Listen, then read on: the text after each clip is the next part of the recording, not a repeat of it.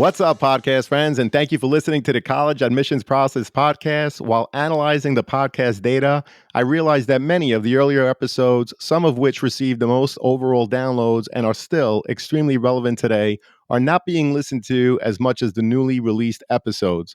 This is why I created the alphabetical list of colleges available on the podcast with the link to the related interview to the right of each school. Please use the alphabetical list as part of your college search, which can be found in the show notes and on my website, www.collegeadmissionstalk.com. The alphabetical list serves as an on-demand virtual college fair with schools from throughout the country. To highlight how valuable the alphabetical list is, I will release past episodes that receive the highest overall downloads on Wednesdays throughout the summer. Please share the alphabetical list with anyone you think that may benefit, as it has proven to be such a valuable tool for so many listeners. So are you ready? Let's talk about it. Welcome to the CAP, the College Admissions Process podcast. I am your host, John Durante, and it gives me great pleasure to introduce to you today Andre E. Phillips, who's the Director of Admissions and Recruitment at the University of Wisconsin-Madison. Dean Phillips, thank you so much for being here today. I'm really excited about this conversation. How are you? I'm wonderful. Thanks so very much for having me on. Looking forward to visiting with you. Thank you so much. It's an honor and a pleasure, and we're looking forward to it as well. So, Dean Phillips, let me ask you, can you give us a brief introduction about yourself? How long have you been in admissions, and how did you end up in such a position? How much time do we have? I actually, in fact, both proud and humbled to say, this past September, I celebrated 40 years in the profession. Wow. I spent my first 27 years at the University of Chicago. And it's there that I had the great fortune to work with both mentors and colleagues to really learn the profession. And in some ways, 40 years ought to suggest that I've grown up doing this work. My first 27 at Chicago was great in that I could meet colleagues from across the country uh, on both sides of the desk. I took a brief hiatus when I thought I could be my own boss. I learned that I was not my best employee.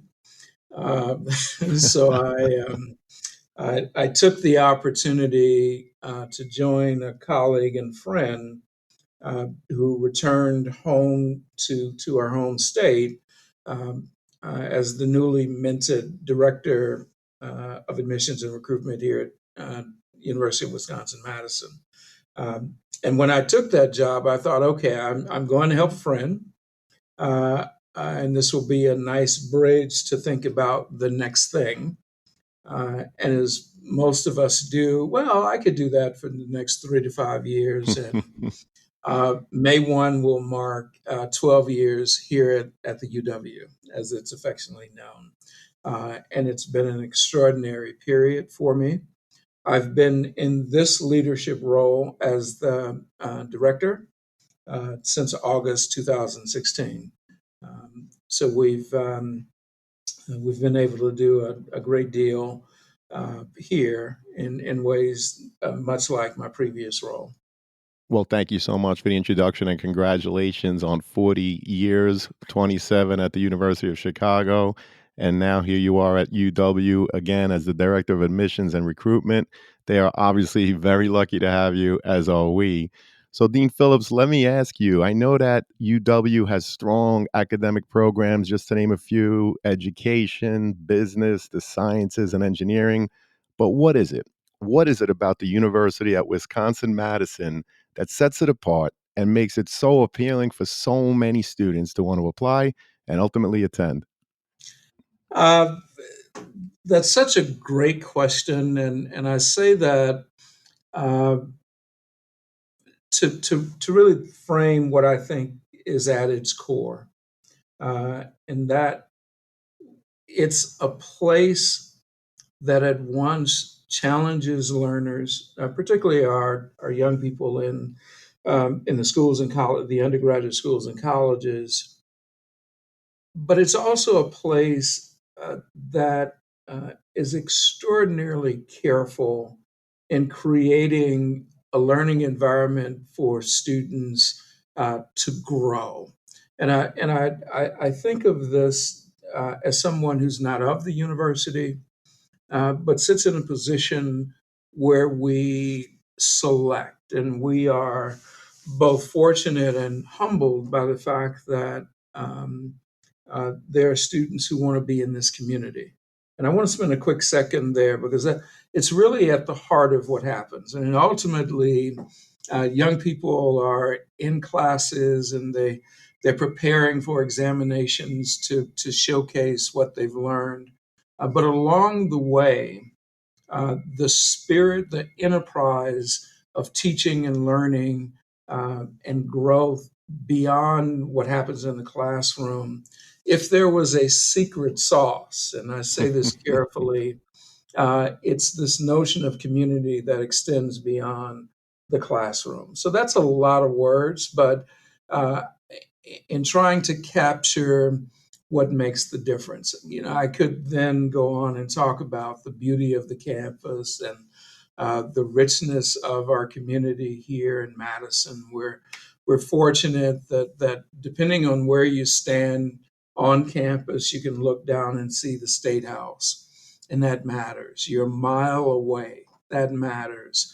The fact that we have a long history of progressive engagement. In fact, our ethos, you likely will hear folks talk about the Wisconsin experience that's informed by the Wisconsin idea.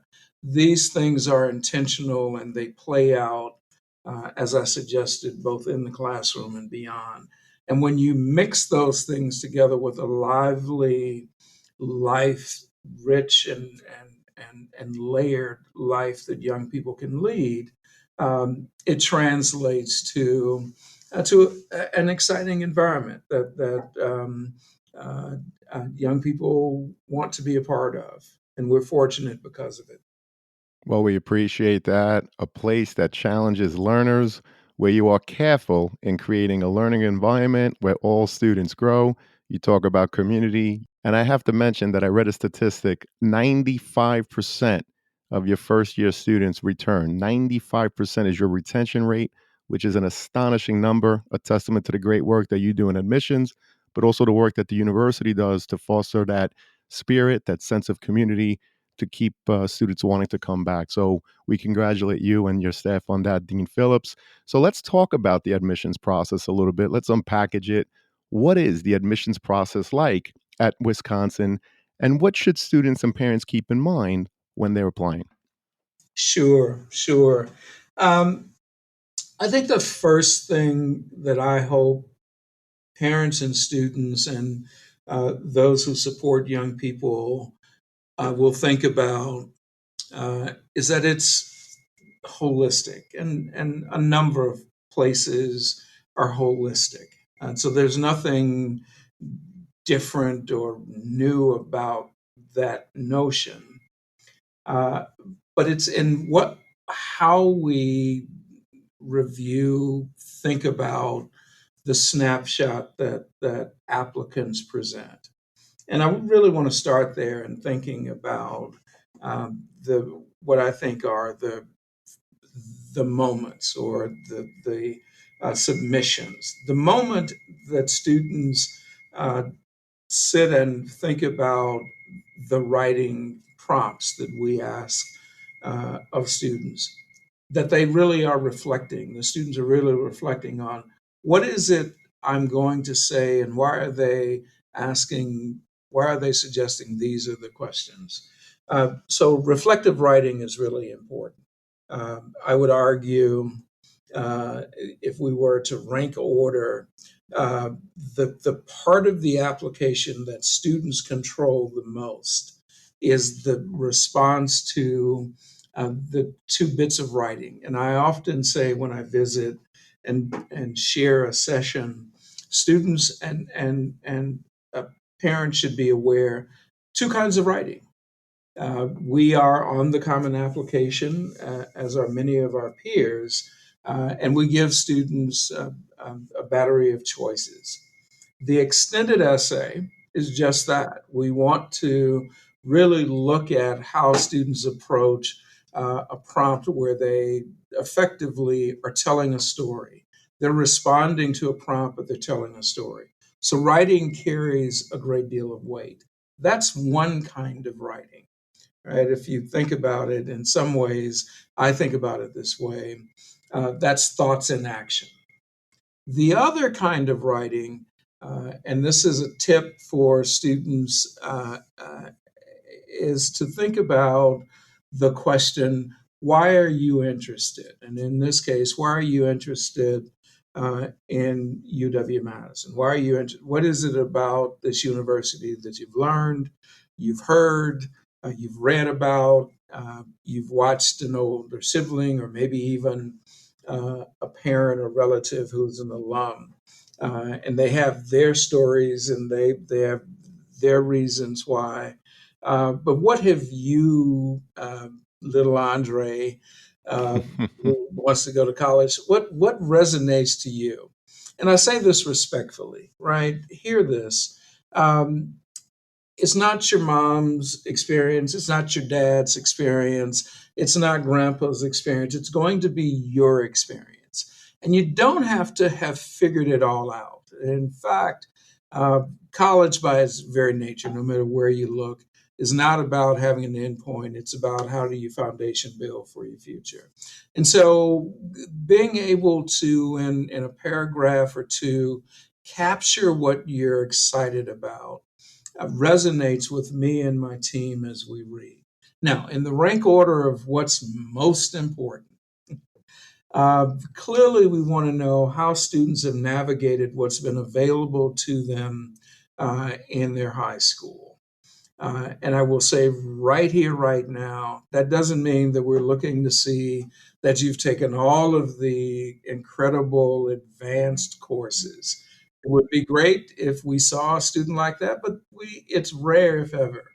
But what we do want to see that students have challenged themselves, that they've listened to their school counselor, they've listened to the advice of their school principal, or whomever has said, if you want to prepare yourself for college, not this one in particular, but just to go off to the environment of higher learning, here are some things that we say at our high school that will put you in a position to be ready to find success. So I say the transcript gives us a good idea that students A have challenged themselves and B have found success. And that combination matters to us here at Wisconsin. So if we were ranking things, writing and understanding that you're submitting two different kinds of writing, because that second piece, that's very personal.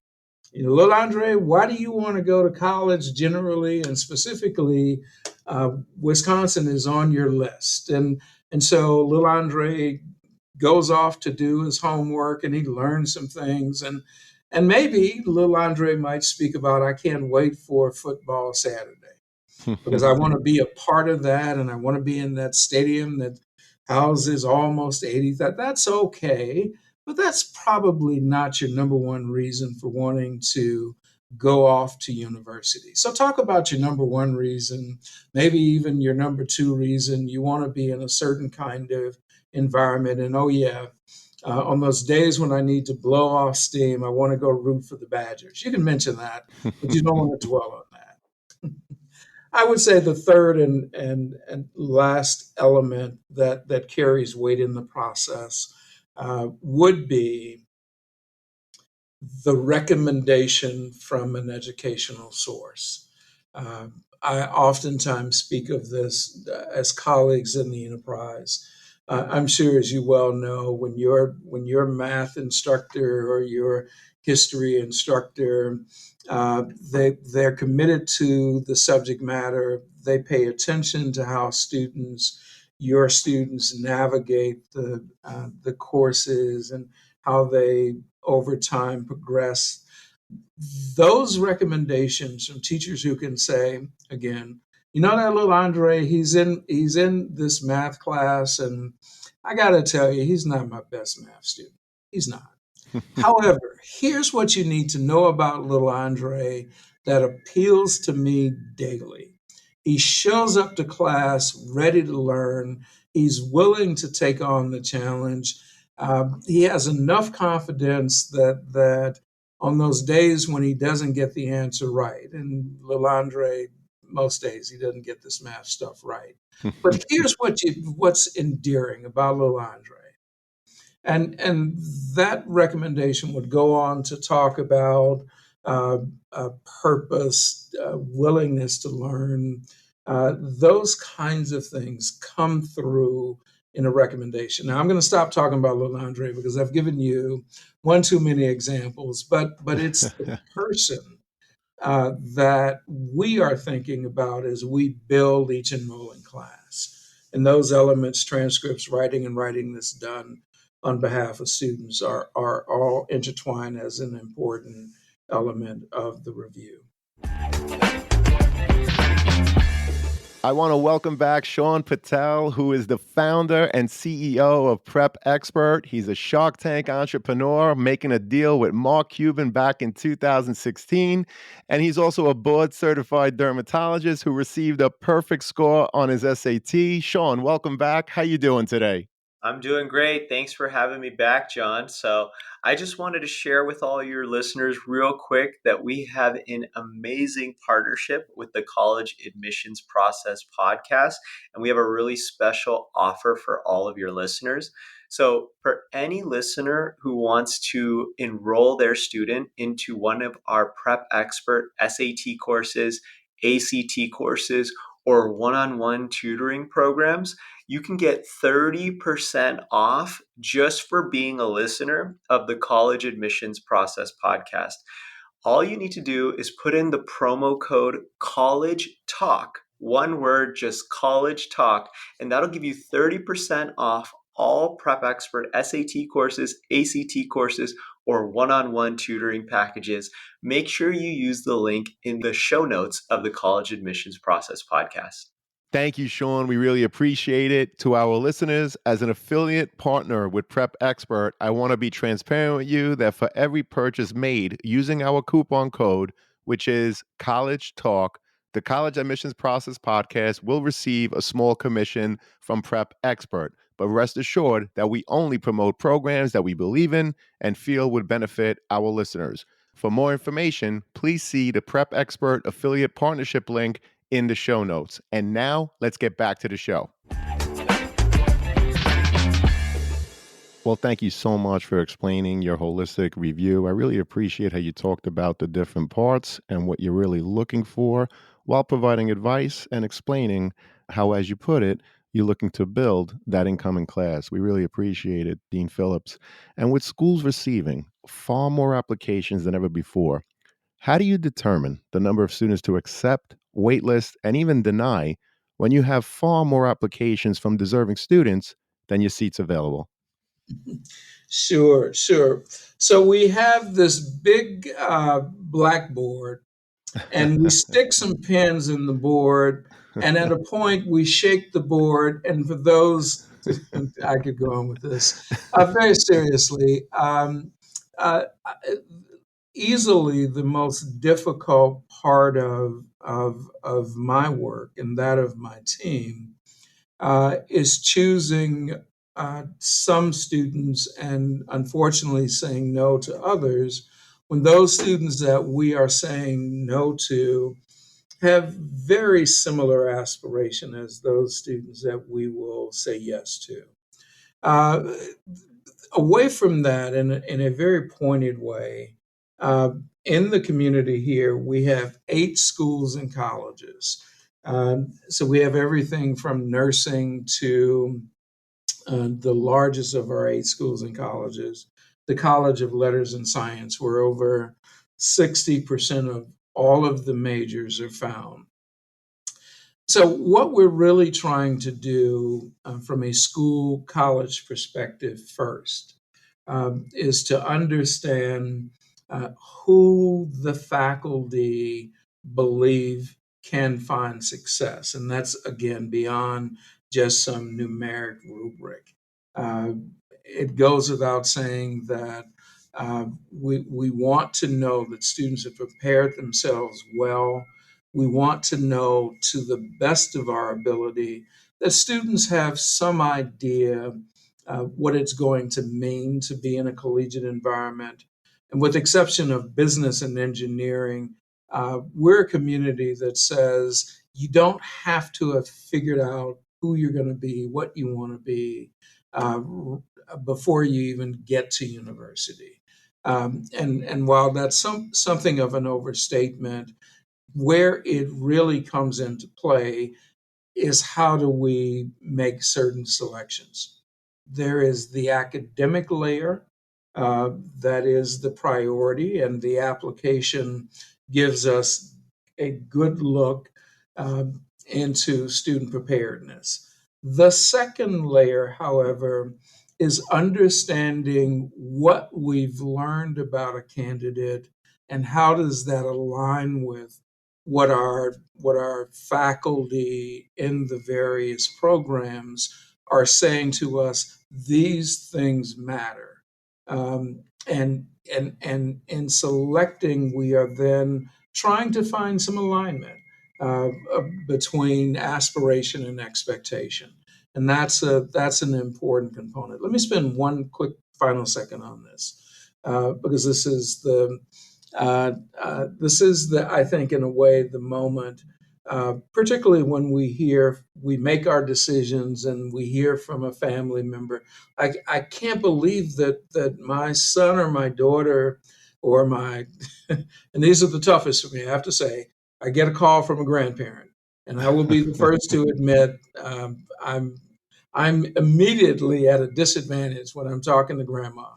Just or talking to grandpa. But what I'm suggesting is this: uh, we go into this knowing that because of our uh, restrictions on space, we're we're going to find ourselves having to make the tough decision to say yes to some and no to others. And so for us, it's trying to find that alignment that I've referred to previously. And that alignment presents itself obviously in the writing, in the course selection and results, but it also exists elsewhere. It exists in the recommendations and the manner in which those of you who interact with young people day in and day out will tell the story. But it also, and this I try to share as a last thought, is really important around, again, something I said a moment ago that I returned to: admission to UW-Madison. And we're not the only ones. I want to make sure I clarify that. But admission here is also in the spirit of how do we build a learning environment. And the learning environment has an element of, well, do we have needs? It's the example. Every year we've got to have at least one oboe player. Every year we've got to have at least one drum major, and that that's a part of it. But it really is who's in the community. What are students thinking about, and how do we learn this? How do they spend their time? What do they invest their time in? And so when we look at that activities page, that tells us something. And I'll give you a really bad example, but my team gives me the business about this all the time. So I'm going to share it with you and your listeners. So I grew up a huge baseball fan. And to this day, I'm a huge baseball fan. When I came for my job interview here at UW-Madison 12 years ago, I'm standing in front of the team, and I think the question was about, do you have hobbies? And I launched into this story about my love for baseball. And I'm done feeling really good talking about growing up a White Sox fan. Having been born and raised in Chicago, you're born into your baseball team, right? So I had to explain that I was a White Sox fan, not a Cubs fan.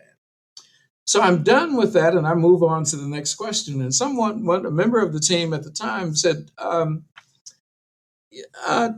"Maybe you're not aware, but we don't have a baseball team here at UW-Madison." Now, I had to pause because I knew that. I was disappointed to have learned that in my research.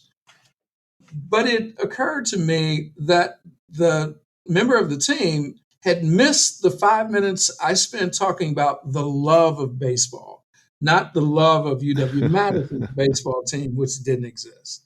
So why do I tell you that story? I think what's really important is how we listen to young people talk about or present not only their aspirations, but the things that matter to them.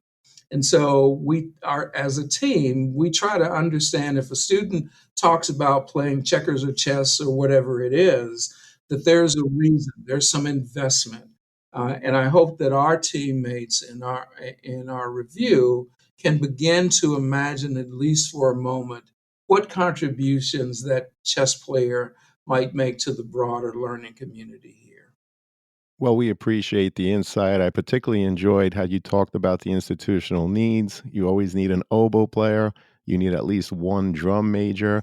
And of course, the University of Wisconsin-Madison is so popular that you get so many students from out of state. So I was curious, is there a maximum in terms of the percentage of out of state students that you're able to accept? Uh, Great question. Great question. We are, and I say this all the time, we are Wisconsin first in everything we do. Our governing body, our Board of Regents, uh, has put in front of us the expectation that each enrolling class will have at least 3,600 students from the state of Wisconsin. And our goal is to try to cover the state. There are 72 counties, and we aspire to have representation from every county in the state. We're trying to, if you will, we're trying to paint this glorious picture. But 3,600 students, and I will say over the last several years, we've gone over that number a few, or as a dear friend of mine would say, we put an extra Wisconsin appetizer on the table with a few more students from Wisconsin. We also have, which is interesting, and for us, and we're not the only institution.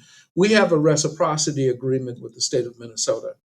And my friends down in Illinois will say, "Well, why don't we? I mean, we're your next door neighbor. Why don't we have reciprocity in Illinois?" And my response is, "Well, Illinois wasn't sitting in the back of the pool hall when that decision was made.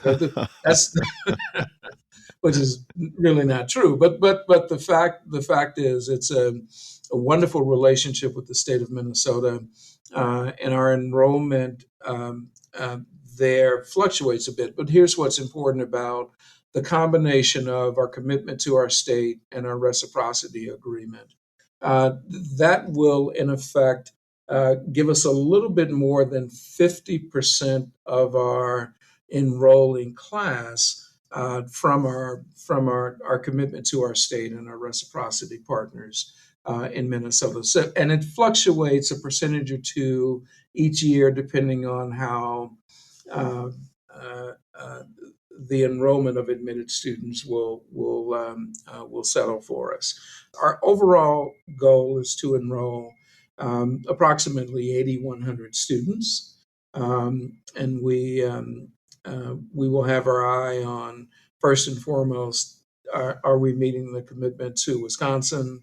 Are we, in a similar way, meeting the commitment to in the reciprocity agreement? And then what does that mean for not only our non-res U.S. population, but our international cohort as well? And so we are not only looking at our states across the nation, we are thinking about our engagement around the globe. Well, we really appreciate that insight. I can't thank you enough for sharing that you try to accept at least 3,600 students from the great state of Wisconsin, and you're cognizant, if you will, sharing the wealth over all of the counties in the great state of Wisconsin. But I also appreciate you talking about the reciprocity that you have with the state of Minnesota. And I'm repeating this again because I want students to know that oftentimes, if you are rejected, you get down on yourself. It might have something to do with something that's completely out of your control simply because of the fact that you're an out of state student. So, again, Dean Phillips, I really appreciate that you gave this insight so people can understand some of the nuances of the application process. And can you share the average profile of your current freshman class? And what could prospective students do to enhance their overall application if they should fall a little lower than that mid 50% range? Sure, sure. Um, I think there are two characteristics. If I may, I want to run with your question because I think it's a really important one for your listeners to hear. uh, that also carry weight when we look at our pool from top to bottom. Characteristic number one are students who, in fact, are taking good advantage, if not full advantage, of the resources both inside and outside of the classroom of their high schools. And so that's a characteristic or an overarching ideal that we have, and students, our applicants, are matching it. And one of the real examples that resonate for me, and perhaps you can think of this as a tip as an applicant. As much as we get excited about seeing students in the more challenging classes and they're doing well, and those things matter, I like the voice that applicants present that suggest something about their citizenship. And that's the other piece of this that really matters. And I'll give you an example of a student I read just before we finished our application decision making. And this has stuck with me for weeks now. This was a student who was writing about their interest in the UW. And they very candidly noted that they didn't know what they wanted to major in.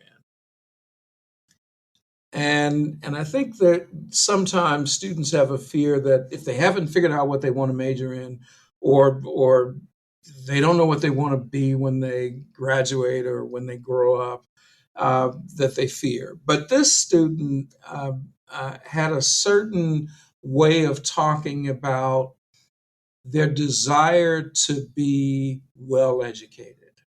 It had nothing to do with what they want to major in. But the attraction to them, to us as an institution, is that they had lots of choices and that they could imagine themselves. And this student went on to talk about, to really show that they had done some research, talk about one of the research of one of the faculty members. And then in the next paragraph, to talk about a lab that yet another faculty member ran and co taught with graduate students, and how appealing and exciting it was to imagine themselves being in what I will term a community of teachers and learners. And so the second characteristic that appeals is students who are excited about learning, which is fundamentally different than, again, unless they want to pursue engineering or business. And you can also be undecided about business. To be able to talk about the enterprise of scholarship, which is something that for many, many, many years has mattered a great deal to me, both here and in my former stops along the way. Hey John, this is Grace from the University of Florida. What I love most about Dormify is that their products are truly made with college in mind. My absolute favorite product I purchased was the charging headboard. Having the extra charger in my dorm room, which already had super limited spots to plug in, was a game changer. It is functional and seriously cute and trendy. I can't recommend it enough. Thanks so much for listening, everyone. Thank you, Grace, for sharing your thoughts on Dormify. For those of you listening, be sure to check out our show notes where you could find our Dormify affiliate link and our most updated coupon code where you can save 15% on most Dormify products. As a reminder, our podcast does receive a small commission for purchases made through our affiliate link, but rest assured, we only promote products that we believe in and feel would benefit you, our listeners. Thank you, and best wishes to all. Well, we appreciate that. And I want to repeat one of the things that you said about an applicant. It was a student that did his research. He talked about two separate faculty members, one in particular that actually ran his own lab. I'm assuming it was in the supplemental essay where he talked about these two professors and he showed his demonstrated understanding of the University of Wisconsin-Madison, which is something that stood out to you.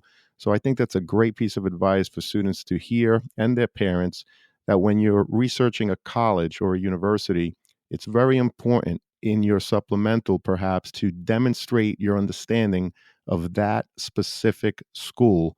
That will help you to stand out in the overall application. So, Dean Phillips, we really appreciate that insight. I thought that was awesome.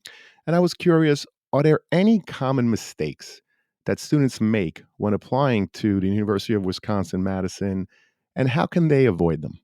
Sure.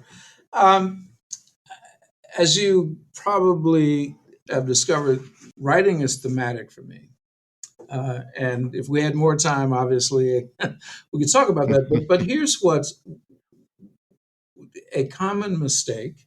And it doesn't completely scuttle a student's prospects, but in a competitive applicant pool, could make a difference. So, number one, in responding to the Common App's extended essay, students should always think about before writing, what are they going to write about?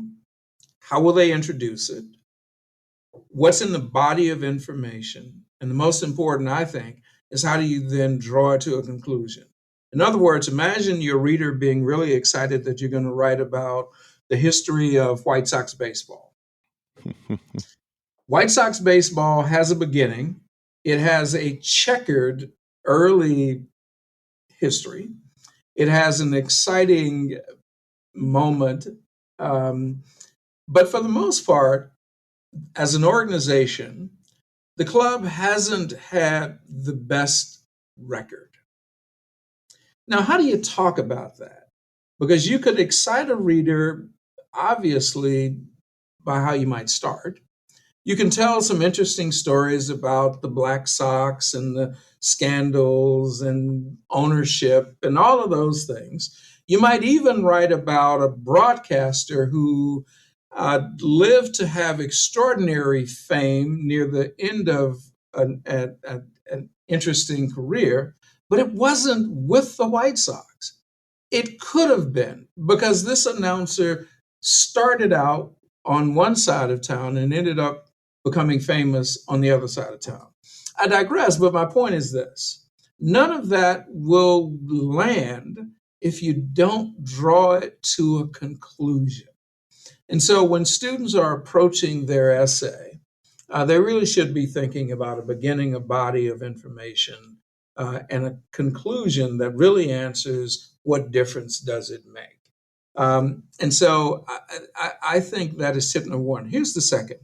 And there are lots of these points, but here's the second that really matters to me. You got to have a good reason or a good set of reasons why, with over 3,000 choices in the continental United States and many more around the world, why on your list, if you have 3 or 5 or 7 or whatever number of schools you're applying to, why did this particular institution make the cut? And so being able to answer the internal why for an audience that's trying to get to know you in a relatively short period of time with only so many pages, only so many lines, that needs to stand out. So in other words, well, why would it's I think about this as the why response. Have a good reason. And it's okay, as I said before, it's not about what you want to major in, it's not about what you want to be. It's why would you want to live in this community for the next 4 years and whatever that community might be. And if you say, really, because I want to go to the top of Bascom Hill, I want to take a lunch tray and slide down Bascom Hill during that first snowstorm, you might have some folks who would really appreciate that. Well, that is awesome. The importance of having a solid conclusion to your essay. What's the point, basically? But Dean Phillips, as you put it, what difference does it make? So, something that students and their parents should really reflect on when they're working on that part of the application. You also talked about having a really good reason to the question, why the University of Wisconsin-Madison? Answer the internal why. This really needs to stand out. And I think it goes back to what we were talking about earlier, where you gave the example of the student that truly demonstrated that understanding of the University of Wisconsin. In fact, you talked about it here today. So it's one that stood with you. So I think, again, great advice for the students and their parents as they navigate through this process. So, Dean Phillips, I also know that the University of Wisconsin-Madison, like many other schools, is in fact test optional. Can you share the percentage of students that applied and who were ultimately admitted that did not submit their test scores? Sure. So we are completing our third cycle, and I'm looking at the wall because it's been so long. But here's what's important about the cycle this year as we look at, and I want to say we're not done. We don't yet know across those who uh, chose not to submit their scores versus those who did. That's research and analysis that we will conduct later. But here's what we do know: across an applicant pool that was north of 60,000 this year, 52% of our students, in fact, submitted test results. We anticipate as we and I want to say this carefully, as we move further away from the crises that was COVID-19. That is not to say that um, COVID is over. It's not. We are still living through an endemic that at any moment could become a pandemic. Uh, but here's what we do know: students are back in school in person. Uh, Teaching opportunities are predominantly in person. We recognize that there are still online opportunities, and in some ways, as difficult as the period um, of the pandemic and the subsequent early days of the endemic, um, uh, students are returning to a more normal in-person set of experiences. What comes along with that is access to testing amongst a number of things. And for institutions like mine and others that give students the option, uh, it's likely the case that if little Andre, who shows up again here, if little Andre does really well or feels really good about test results, little Andre would want someone to look at those because that's a part of little Andre's story. And so we anticipate that more students, even with the option to not have their scores included, will submit them. They feel good about their results, and those results may suggest something about their readiness to take on high level collegiate coursework. Well, we appreciate that insight. Thank you so much, Dean Phillips. And I was also curious, what can you tell us about how the University of Wisconsin-Madison supports its students once they're admitted, both academically and socially? Great question. Um, I think first and foremost, and there are multiple ways that colleges and universities create their learning environment. And I tip the fedora to my colleagues at our peer institutions for thinking about young people in the broadest possible context. Uh, I point to two things that I think resonate well here. Earlier, I mentioned we have 8 schools and colleges. Each of our schools and colleges uh, have advising structures in place. I want to focus on one effort within the College of Letters and Science. I mentioned earlier that LNS, as it's affectionately known here, is the largest of our 8 undergraduate schools and colleges. There is a program within LNS. It's called the Center for Academic Excellence, or CAE. And one of the ways that we, if you will, onboard and provide support for students in LNS uh, is by inviting them to participate in a summer, the Summer Collegiate Experience, or SCE. And that's an introductory way that students, particularly if there are students for whom they'll be the first ones off to university, off to college, can get it, if you will, and test run is not really fair, but can kind of test, if you will, test out what are the rules, how does this work, what would be, who's in place, and what that experience, and then the center as a whole is saying to students, we're here for you. And here's where you can find tutorial resources if you need them.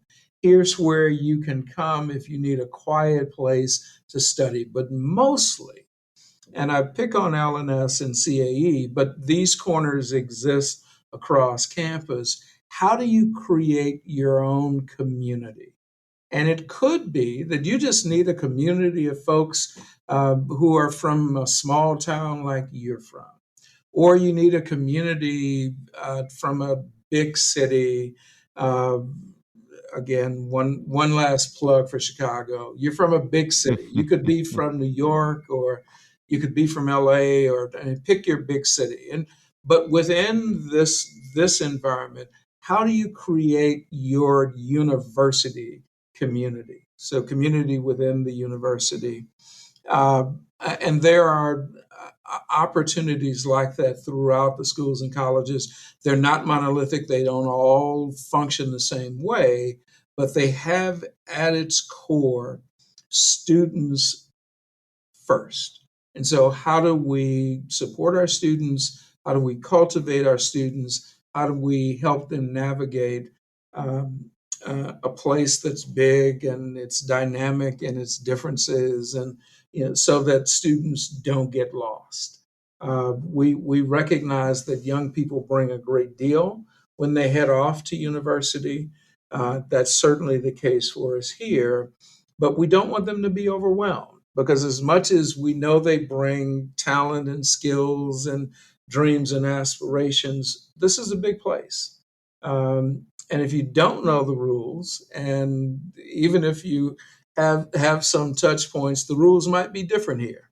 And so, how do we make sure that students don't become overwhelmed by the place, or uh, more concerning to me, begin to lose confidence? I think about this all the time, and I'll say this as one last thought. What do you do when you get punched in the nose? Because most of us, early on in our collegiate career, and we've got the brim, and we're ready to go, and we walk into this class, and suddenly the plan that helped us be really successful in high school doesn't apply. And so we want our young people to not lose confidence. It's a thing that I've identified and experienced as a frustrated baseball player. Right, the minute you lose confidence, you can no longer hit the curveball, and if you can't hit the curveball, you're an easy out. And so I use that application to think about incoming first time, first year collegians, and that first exam where they get punched in the nose, and suddenly they start to look inward. Uh, and and it is our responsibility even as a big university, to make sure that we are there to support our young people because we want to elevate their best talents, not to crush them. Well, it sounds, as you said, as a big university that you have a lot of supports in place to help all of your students. I want you to know, Dean Phillips said, I always put the Office of Undergraduate Admissions, in this case, obviously, it's the University of Wisconsin-Madison, but I put the Office of Undergraduate Admissions link in the show notes. If there are any other resources you want to provide students and their parents, please send them to me. And of course, I'll make them available in the show notes. I was also curious, what else? What else can you tell us about any unique opportunities or programs that the University of Wisconsin-Madison offers its students, such as internships or perhaps even study abroad opportunities? Great, thank you for that. I work very closely with the International Studies Office, and I say this, and I'm very careful when I say this. Uh, Foreign study is not for every student. Foreign study sometimes is not for every young student. It's probably they may need some time to, as Coach once said to me, "You haven't yet grown into your shoes." That was a nice way for him saying, "No, you don't get to start." But anyway, uh, because you can't hit the curveball. But that's a conversation for another time. But the important thing, I think, for some young people, they are ready for a foreign exchange experience, and there are a variety of ways to do so on our campus, as is the case on a number of campuses. One of the programs I'm particularly excited about is the London Start program. We do things where some students can start during the summer before the fall. We have an opportunity to send some students off to London, and they spend their first term there. But those are students who they have to apply. They need to show a degree of readiness, and we have ways to identify. Uh, so there are those opportunities. There are opportunities for something here called Success Works, where students may already be thinking about my career beyond being an undergraduate. I salute students who are thinking 4 years into the future, unlike many of us who are just trying to figure out how do I get to the holidays so I can head back home for some good home cooking. But across the spectrum, uh, where it all starts for me, and I say this selfishly, but I believe it's applicable at many of our peer institutions. Students need to have a game plan, and it needn't be a complicated plan. I would make the argument that the best way to think about, okay, how many semesters will I have? You don't have a lot. You probably have 8, maybe 9. You might have 7, or hopefully 7, not less than that. But some students are well advanced. Whatever you have, you need a game plan. And the game plan needs to start the day after you make the wise decision to enroll at UW-Madison. That's a shameless plug, I will admit it. But it really starts with, okay, I'm going to accept my offer of admission. I've worked on my res life, my housing application. Now it really starts. I'm going to meet with my advisor or an advisor sometime in June or July before I ever start. Now, how am I going to use that and meet that all important meeting to set my schedule? Got to have a game plan. And so my advice for students in really thinking about where they should be, what they should be thinking about is, do I have a game plan, A, and then B, how flexible am I? It's important for young people, as successful as they have been, to also imagine for a moment, what if it doesn't work out? Do I have another plan to turn to? And what would that look like? Well, that's great insight and tremendous advice. And Dean Phillips, this has been an outstanding conversation. Unfortunately, it does lead us to our last question. But before I ask you that question, I was curious. Is there a question that I didn't ask or a topic that didn't come up in this conversation that you wish to share with us now? So thank you for that. There's uh, so there is always the all important follow up question, I'm going to spend a quick second on this if you don't mind. Absolutely. I say this respectfully, and maybe I'll say this because I've been doing this for a long time. I think my brethren who are in the admissions profession, we've probably heard all of the questions before. But I got to tell you, what we probably haven't heard is the follow up question to the answer you just got. And so I would always encourage the follow up question to the response that someone in my position would give. Uh, and it could be something as simple as, why do you say that? Right? You've heard me talk a fair amount about baseball. Well, so you probably know why I talk about baseball. At this point, even if you didn't know the team I rooted for. And so I think it's applicable then to really think about that in the admissions space. Why would that admissions person respond in that way? That being said, I think very quickly, and this is an important one, and unfortunately, it doesn't appear as if we have enough time.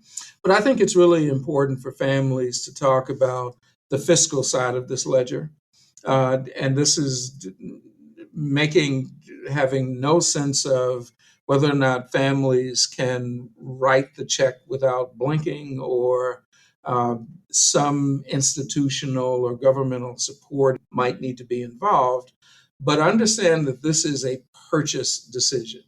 As much as the element of I'm going off to university and I got admitted and I have choices, this is finally, when you pull the shades down, this is for many families a fiscal decision.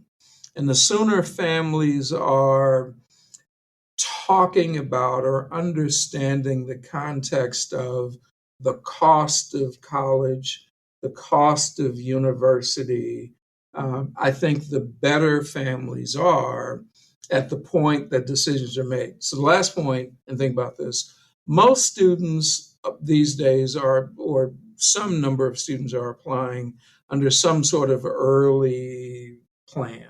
Early decision. We're not early decision, we're early action.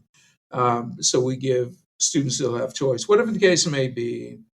But the window to finally choose is pretty short. And if you apply under the regular, it's shorter still. And so cost suddenly for some families rise as a top priority, or really affordability.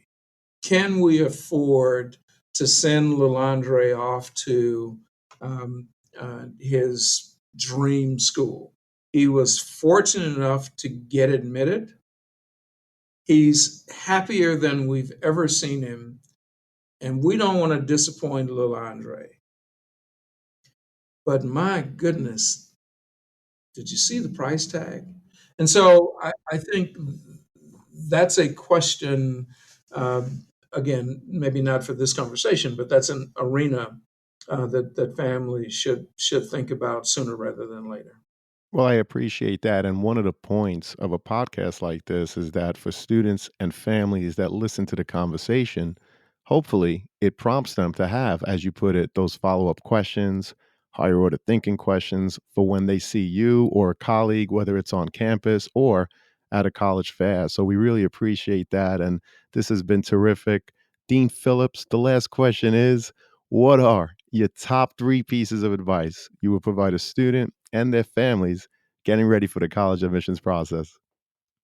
Sure. And let me say before I respond, thank you so very much for one, just doing this podcast, because I think, as you likely are aware, You're providing information to lots of students and families to help them navigate what can be a daunting process. So I commend you and keep doing this. Thank you. I could give you 9. I'm going to give you 3. And I think the number one tip to families, to parents, to students, and even those who support young people. Number one, exhale. This process is fraught with things, and I will say respectfully, there are lots of experts, and there are lots of folks who they're mixing up the ingredients to ensure success, and that's, dare I say, that's probably not where you want to start. You really want to start with why are you doing this? Why do you want to go to college? Right? And maybe it's because that's just what our family has always done. We've gone to college. Or maybe it's because someone saw something in me that maybe I still don't see. But know why you're doing this as a starting point. Um, After you've had a long walk around the block and you've managed to exhale and you're relaxed and you have your nerves under control, which leads to the third and final thing I would say. Approach this process from a position of happiness. Let me talk about that for just a quick second. If you're nervous or you're trying to, I don't know if I'm saying the right, if you're trying to figure out the right sentence or like, what are they looking for? And then you're likely not going to put your best foot forward. And this gets to confidence, which I believe leads to happiness. Understand in this process that there are schools, and UW-Madison is one of those places where we have more qualified students than we have seats that we could put them in. So do not take it personally if you don't get offered one of those seats. And I'm talking about the UW, but it could be any number of places. Don't internalize. Don't make it personal. Or as I've had to engage with a few parents since our decision release, and the question has been, what did we miss? What did my kid not do? As if it's one thing. It is not one thing in this process. And I think you said earlier, which is really important, it could be something that's completely out of your control. And quite frankly, and I have had this experience, something comes up in the middle of the school year that no one was thinking about, that causes institutions to shift course. And certainly, if you're reading a brochure from 3 years ago, the landscape has changed. And so control what you can. Don't worry about what you can't. And whatever the decision is, particularly if it's not favorable or what you had hoped for, do not take it personally. Well, we really appreciate those pieces of advice, the insight. Dean Phillips, this has been tremendous. I'm so happy, as I know it's going to help so many students and their parents as they navigate through the college admissions process. You are awesome, and I hope to have you again, Dean Phillips. Thank you so much. You're very welcome. Thank you. Take care. Thank you.